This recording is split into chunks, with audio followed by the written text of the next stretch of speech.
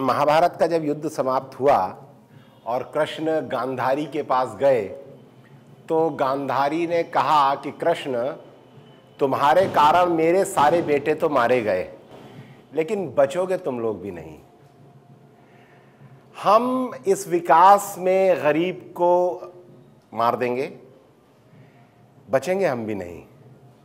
हम जो कोशिश कर रहे हैं कि बच जाएंगे, क्योंकि ये जो विकास का तरीका है और जो पूंजीवादी तरीका है हमारा, जिसमें हम बड़ा और बड़ा और बड़ा और बड़ा और बड़ा होते जाते हैं, जो मोनोपोली की तरफ जाता है।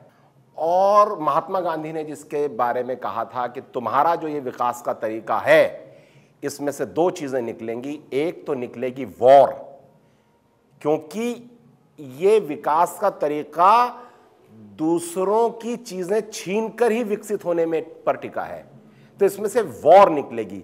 और दूसरा निकलेगा पर्यावरण का विनाश, क्योंकि जो ये डेवलपमेंट का मॉडल है उसके लिए रिसोर्सेज है ही नहीं सबके लिए।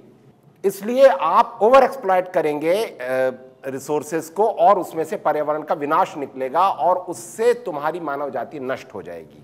जो आपका सवाल है कि क्या कैसे हो सकता है, क्या कर सकते हैं, क्या हम तैयार हैं सब चीजें बांटने के लिए, विकास को बांटने के लिए? मैंने जैसे शुरू में कहा था कि कुदरत ने सारी चीजें बराबर दी और गैर बराबरी हमने बनाई, और हमने उसके कुछ बहाने बनाए गैर बराबरी के। हमने कहा कि हम बड़ी जात के हैं इसलिए ज्यादा जमीन रखेंगे, हम क्योंकि शहर में रहते हैं इसलिए ज़्यादा दौलत रखेंगे, और हमने क्योंकि ये किताबें पढ़ ली हैं इसलिए हम ज़्यादा दौलत रखेंगे, और चूंकि हम अंग्रेज़ी जानते हैं इसलिए हम ज़्यादा दौलत रखेंगे और तुम नहीं जानते हो।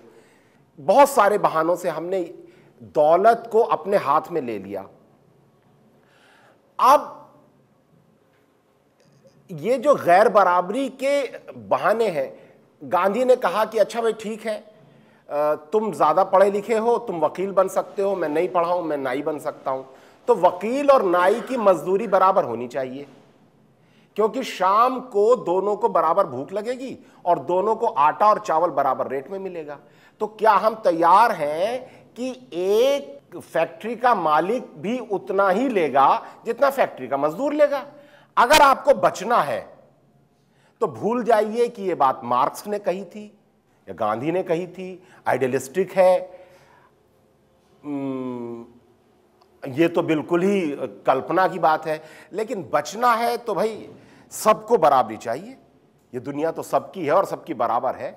जब तक आप कुदरत के इस नियम को मान नहीं लेते, आप वायलेंस से बच नहीं सकते। और अब विज्ञान के जमाने में विज्ञान ने हमको मारने की ताकत दे दी है, और वो ताकत सबके पास है, आपके पास भी है और जिनको आप मारने चले हैं उनके पास भी पहुंच गई है। इसलिए अब जीत हार नहीं होगी, अब सर्वनाश होगा।